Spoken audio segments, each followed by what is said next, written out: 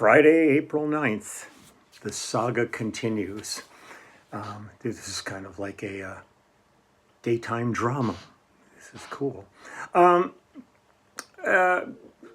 Nothing really exciting. I mean, good things to report. We had a great rehearsal yesterday with the band. We are now not going to be back in rehearsing until Wednesday of next week. Now, Monday of next week is our final, as far as we know, filming for the documentary. We're doing our round table and some pickup shots and things over at Henson, formerly A&M Studios, formerly Charlie Chaplin Film Studio. Doing that on Monday, and then on Tuesday we are going to Steve Postel's house because we have to record a song, and we're going to use his studio because we just feel safer there. Now, next Tuesday also is going to be the next live stream. I went back to Tuesday from Wednesday because Wednesday we'll be back in rehearsing, and it might just, the place where we're rehearsing, it might be more difficult to get a good internet connection. So I'm going to go back next Tuesday, 3 p.m. Pacific time. We'll try to get all my parts done in the morning, and then Steve's got a little office there, and I can get in with a Ethernet cable and get a good connection going, and we'll do the live stream, and I'll invite the guys to come up and say hi, and just stick their mugs in and introduce everybody. It was really fun, you know, starting off this baseball run with Bernie Williams and his exquisite kind of, you know, Latin jazz guitar compositions and work. I mean, he's really an amazing musician. And then to go to Stephen Brault, who's, you know, his real passion is Broadway. And there was other songs on that album that he did just beautifully. From was it The Greatest Showman? I think is the name of that one. The song on that's great. Had a really wonderful choir on that one. I didn't put that one up because, I mean, there's a whole bunch of stuff on these albums. And I was going to do something else today, and then I thought, maybe I'll just keep the ball game going. And I had mentioned this, and somebody wrote in and said, God, it would be cool if you showed us what he did. So I'm going to, today I'm going to visit Bronson, Arroyo. No, excusez-moi, that's my international bon vivant gadabout town kind of talk. CP. So the album we did with Bronson is called Covering the Bases. And I suddenly did, let me see if anything's got when we did this on here. I don't see that. It might, you know, my mistake. I didn't mark down the date that we recorded this album. Well, it might be on something. I'll get that to you. But Bronson, as a pitcher, started off with the Pittsburgh Pirates. Then he went to the Boston Red Sox, then the Cincinnati Reds, the Arizona Diamondbacks, and then ended up back with the Reds again. When we did this, it was when Boston won the World Series, and that's when we recorded.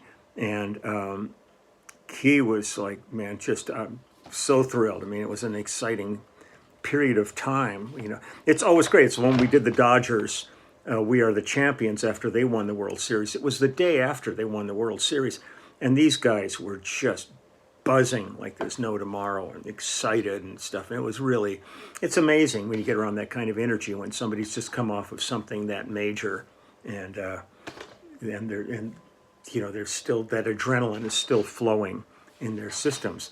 And now on this one, again, my friend Lauren Harriet was the producer on this. He's done all of the, because I mean, we also did an album with Scott Spezio. There's a number of these guys that have recorded, and Danny Bernini and Tally Sherwood were the engineers on this one. And the main band for this stuff is the great Kenny Aronoff, and myself and Mike Landau and Tim Pierce and John J.T. Thomas. And all these names keep popping up on everything because it's a really tight community. John Thomas has been on a bunch of the stuff that I put up, and I've mentioned him. And also he was the keyboard player when I toured with Tracy Chapman, and he was the keyboard player on that. There's a load of background vocalists on these things, though. Kevin Ukils, Terry Wood, Carmen Twilley is on this. the wonderful Amy Keys, who I've been on the road with forever with Phil Collins, Clydeen Jackson, David Isaacs, Lenny DiNardo, and Johnny Damon on this. So it's a real cast of characters on this. But I just, man, it's so much fun because these people just, these artists, they've got a career going, in another field, but they've had this passion, and it's what this does for a lot of them is it opens a door that otherwise may not ever have opened for them if they were trying to get into the music business cold, just stone cold. It might be difficult, but having the creds of this other career opens up a whole lot of doors for them. And it's not an unfair situation by any means, because in this business, anything you can do to get a heads up is worth it, because it's so profoundly competitive that you just need to take advantage of anything that you can.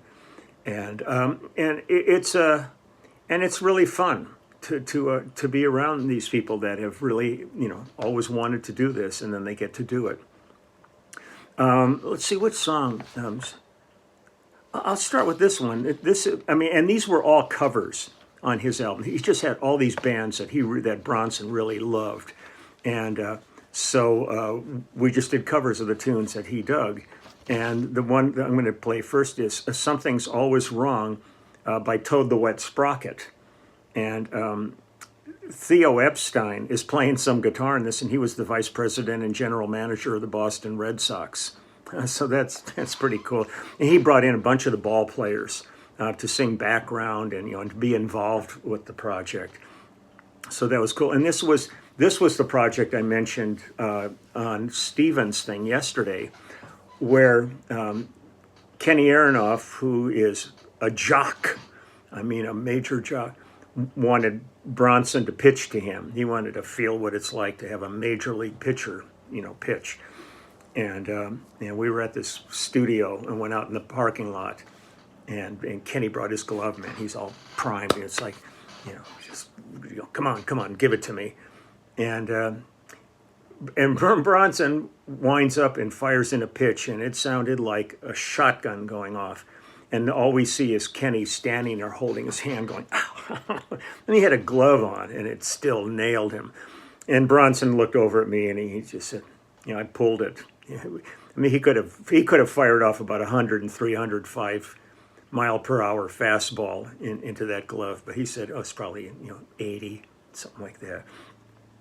But it was interesting. I had a talk with Bronson afterwards. I said it was interesting because when we're in the studio and he's just got, he's in the vocal booth, or we're listening to the songs and working out our arrangements and stuff. He's was a big kid. He's just like this, guy who just was having the time of his life. But when he picked up his mitt and his ball, man, that's probably Bronson calling now. I'll give it a minute because, go away, son, you bother me. Okay. But I told him, I said, it was really fascinating to watch you when you picked that stuff up and the change that came over you. And a lot of people may not, I'm old, so I can say these things, but a lot of people might not, understand what I'm saying.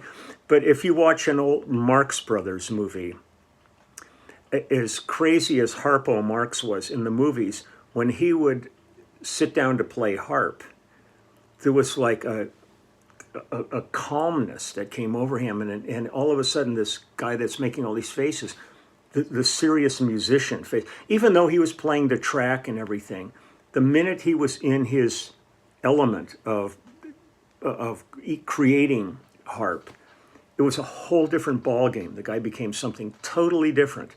And I looked at Bronson, I said, same thing, man. As goofy as you are in the studio and having fun, I said, man, when you picked that ball up, there was a center came over you that was pretty impressive. You're not aware of it, I'm sure, but me as an observer on the sideline watched, and it was pretty cool. So let me go ahead and play a couple of these songs. These were so much fun to cut because they're just great songs, and kind of wrapping our head around them and coming up with the arrangements, and especially when I'm dealing with JT and Landau and Tim and Kenny, man, the band doesn't get a whole lot better than that. So here's Something's Always Wrong, Toad the Wet Sprocket with Bronson Arroyo singing.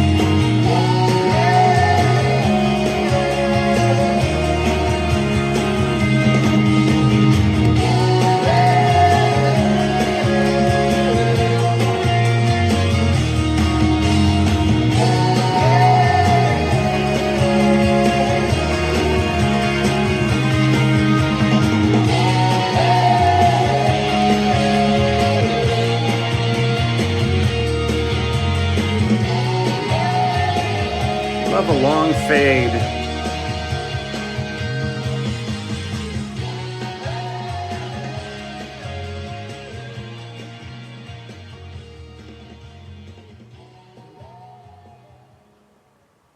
Yeah.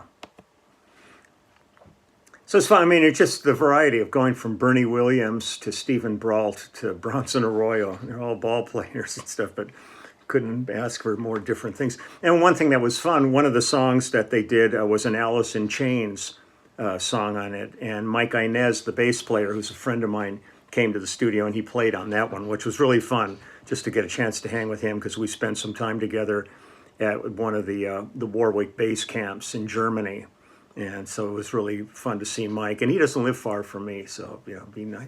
Should give him a shout, try to spend some time. And nobody spends any time anymore. Everybody's in hiding. It's getting better, getting better. They're starting to talk gigs and stuff, so we'll see. As long as people don't go crazy and start a whole other, whatever. Let's go on here. What should I play here? Let me see.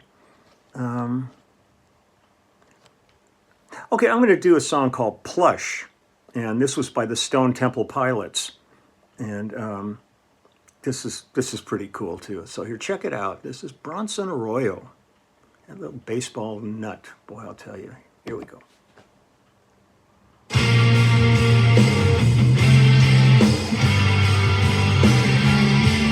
Yeah.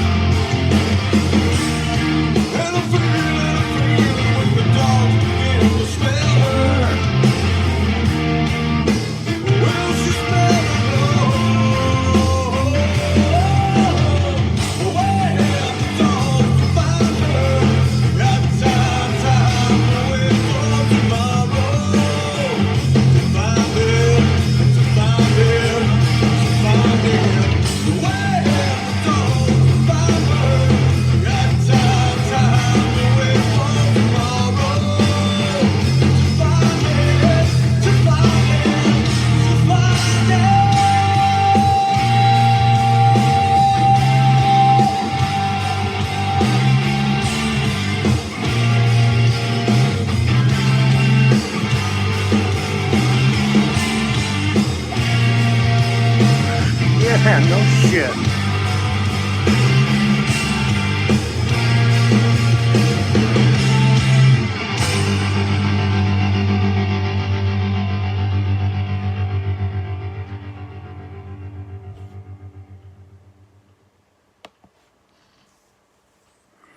Plus, it's just fun to play that kind of music. I love it.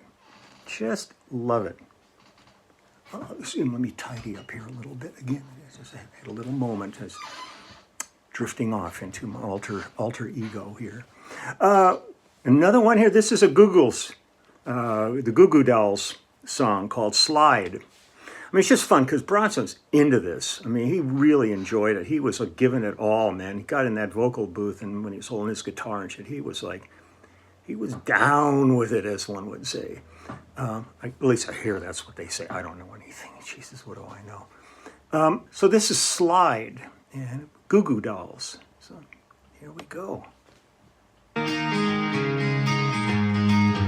Such a great band in the studio with these guys. You know, Kenny and Landau. Probably Tim. I'll give you anything to feel it coming. Do you wake up on your own? Wonder where you are. You live with all your thoughts. I wanna wake up where you are. I won't say anything at all. So why don't you slide?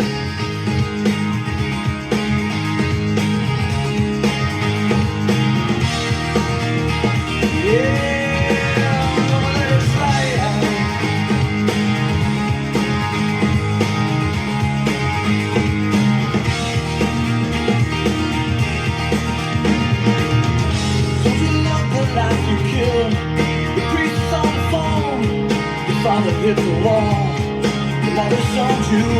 Don't suppose I'll ever know what it means to be a man. It's funny how things change, yeah. Still I live around here. I wanna wake up where you are. I won't say anything at all. So why don't you slide?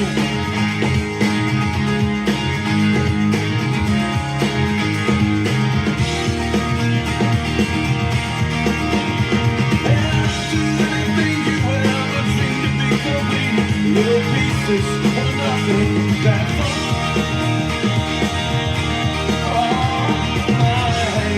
Put your arms around me. What you feel is what you are. What you are is beautiful. Oh no, do you wanna get married? Run away.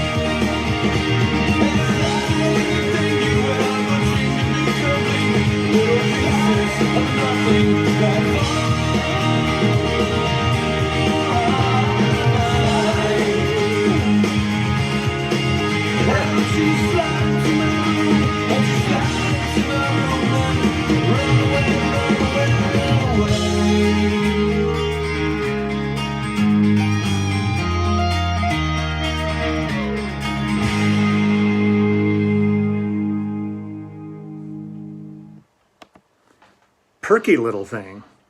It's so much fun. I just, playing this kind of music, I get called on kind of regular basis to do these kind of projects, and it's really fun just to get in there and just go for it. So, last tune here. This is I think this was a Foo Fighters song, and it's Everlong. Yeah, and the thing that's cool on this one is there's a narration section of this, and the great horror writer Stephen King did the narration on this. So when you hear that, that's Stephen King, and it was a fun call, and he was into it too. So it's great. So let me go ahead and play this one. I don't want to get too long in tooth. So this Everlong by the Foo Fighters, as done by Bronson, Arroyo and company.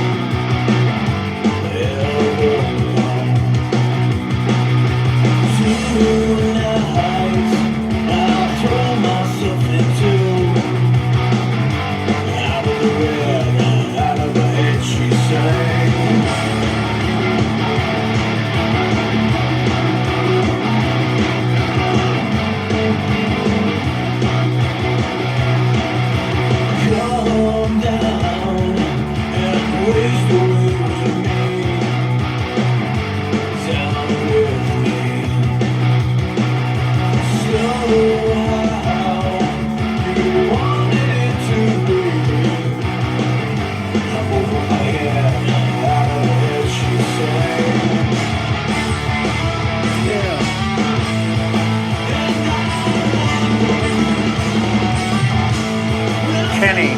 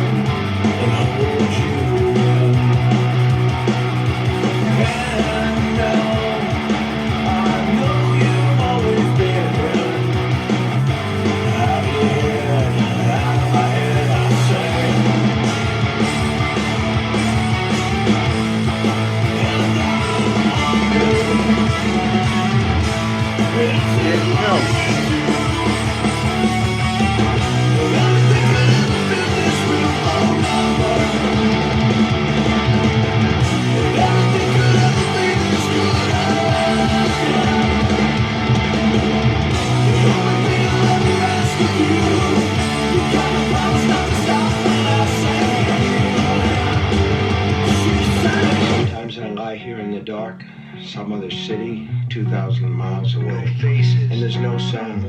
My music's gone, my heart's on hold, caught between beats. I'm only waiting to breathe. I'm waiting for you to walk in the door. You're not here. I wait to breathe. I wait to breathe. Yeah.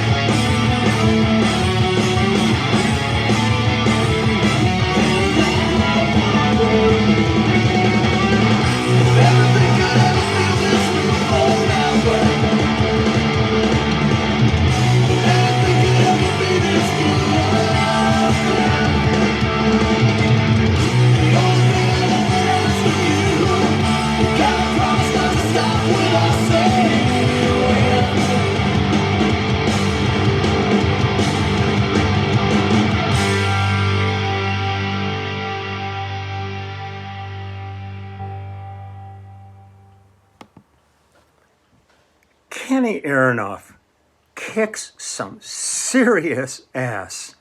He's so much fun to play with. There's so much energy in his playing. I've done so many album projects with Kenny, man. I always love it when I walk in and I see that bald head and those shades looking at me. And we've done everything from Rod Stewart to John Lennon's, birthday at the Madison Square Garden live concert, all kinds of stuff. And every time I walk in and I see him, I just go, yeah, no kidding, this is going to be a fun day, because he is that kind of a cat to play with. So this was great. It's just, to me, it's so fascinating to have, Bernie can certainly hold his own with any of like the really fine jazz guitarists out there. His compositions, his playing, and Stephen could be at the Amundsen Theater here in Los Angeles singing in any of their shows, and he would be credible.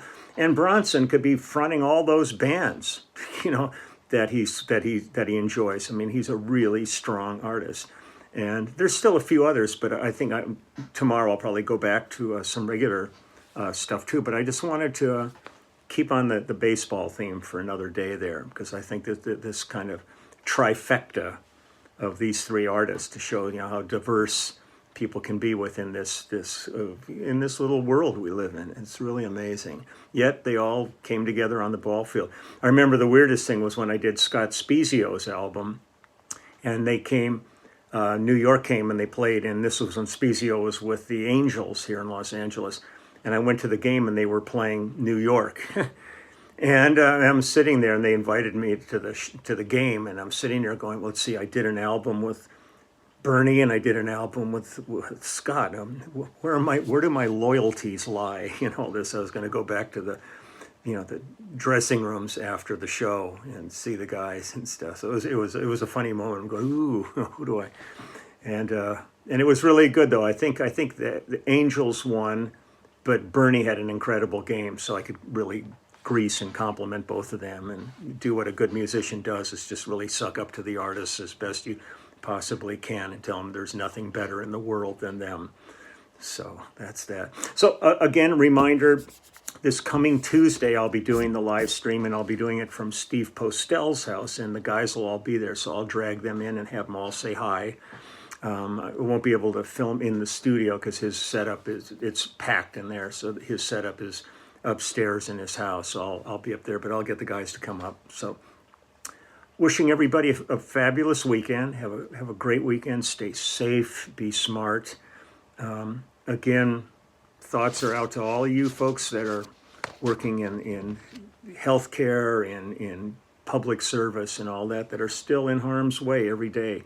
They said this past week the numbers in the country went up 14% because too many things are opening without restrictions and no masking and all that. And it's we're going to pay a price for it. We're all anxious as hell to get back to some kind of sanity, but you got to be sane doing it. So we'll see how it all goes. Let me put these back on so I can see. Oh, there you are. Yeah, during this stuff, I was so tempted just to dive into the computer, pretend it was a mosh pit, and get on my back and have some people floating me around. I think it was Iggy Pop, got into that because certain people were doing this thing where they would stand at the edge of the stage with their back to the audience and put their arms out, and then they would fall backwards, and the audience would catch them and pass them around and all that. I think Iggy Pop did it at a concert, and he dropped off and everybody got out of the way and he smashed on the floor. So be careful, be careful out there. So, okay, dokie, take good care, and I will see everybody tomorrow. Okie doke, bye-bye.